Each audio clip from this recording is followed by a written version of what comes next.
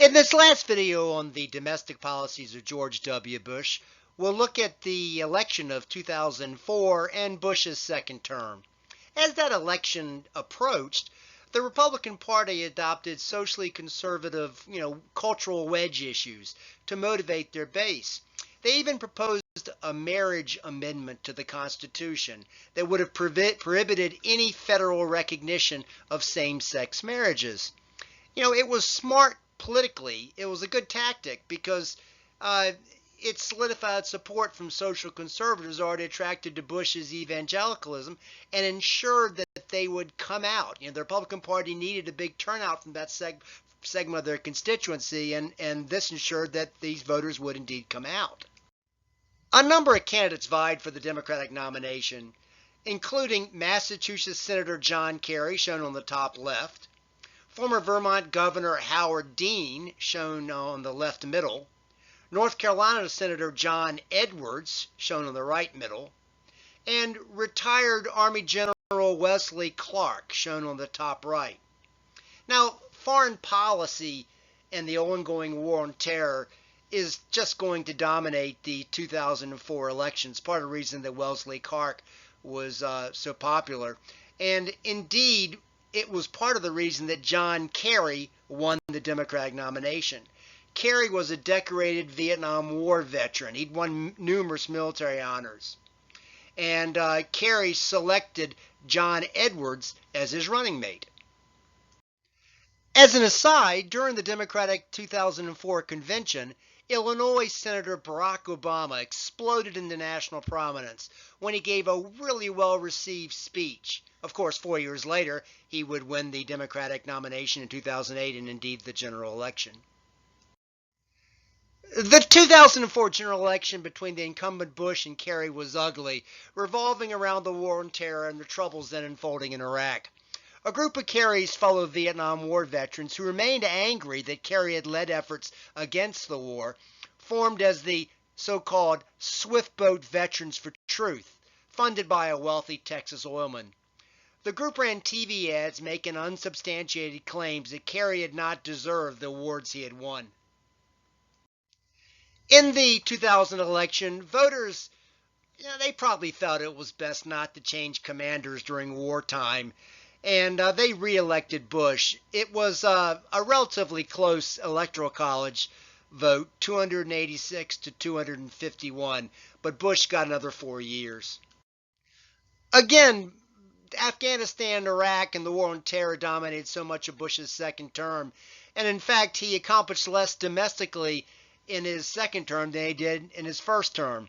When a massive hurricane, Hurricane Katrina, hit New Orleans in August 2005, just completely wiping out and flooding the city, Bush received a lot of criticism that the government had been very ill prepared.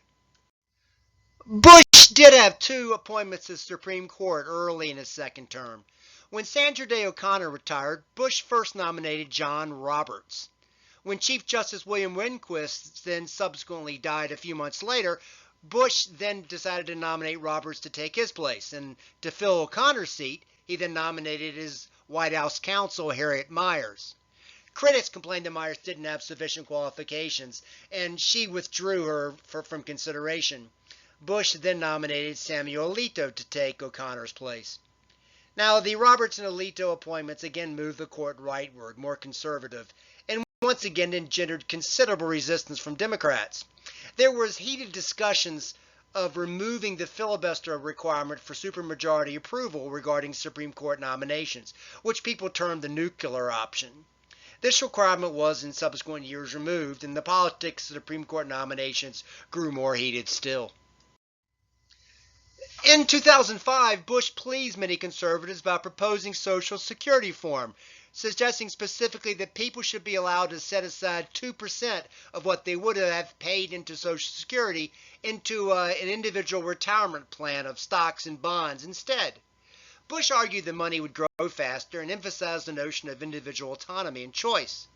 Democrats argued that the withdrawals would destabilize the larger Social Security system and introduce too much risk for people. They were, the Democrats said, nothing more than a gift to Wall Street. In the end, Bush's plan was defeated. While Bush had signed legislation creating the so-called Amber Alert in 2003, which was sort of an early warning system for child abductions, in his second term in 2006, he signed the Adam Walsh Child Protection and Safety Act. It created a national database of convicted child sex offenders, and it required them, among other provisions, to register their address whenever they moved. The economy had been slowly growing since the recession of 2001, but beginning in 2007, there was a massive financial system meltdown. The roots of the problem lay in the deregulation of financial institutions like banks, which allowed them to bundle home mortgages. Mortgages are nothing more than promises to pay. And these financial institutions would package them as mortgage-backed securities, and they would then sell these mortgage-backed securities to other financial institutions. As this deregulation took place, there had been a lot of low interest adjustable loans given out, and it had created a housing bubble. And people were buying, houses in effect above their means, hoping to hold on to them briefly and then flip them for a profit. So as housing prices were thus soaring, banks gave mortgages to people who really couldn't afford them. Whereas earlier they would not have granted such mortgages, they could now sell them for a profit after negotiating them and no longer be liable for any future defaults and payments. Banks would sell and resell these mortgages, hoping to profit before the housing bubble, quote unquote, popped. When this bubble finally popped in 2007, some of the leading financial institutions in the world appeared on the brink of bankruptcy. The massive Lehman Brothers actually went bankrupt. It was not only the lenders themselves, but the insurance companies that insured the loans. The apparently gridlocked financial system really impacted every aspect of the economy. Soon unemployment grew and the stock market and the gross domestic product plummeted.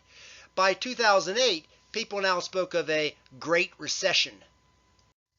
The Great Recession lasted through 2009, and together with the wars in Afghanistan and Iraq, as I say, continued to dominate the last year of Bush's presidency. It played a major role in the election of Democrat Barack Obama in 2008. What prevented the Great Recession from becoming a depression, to one that would match that of the 1930s, was a massive effort by the federal government to shore up the financial system and blunt the impact of businesses.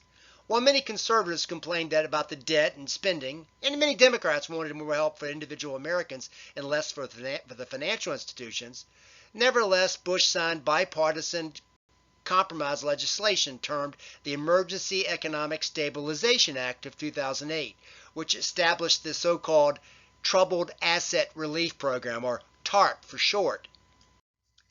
TARP authorized $700 billion to bail out financial institutions. This sum was later reduced, but it's still an incredible amount of money. The government also took over the lending giants Fannie Mae and Freddie Mac. The Federal Reserve Board lowered the discount rates to almost zero and bought up additional debt.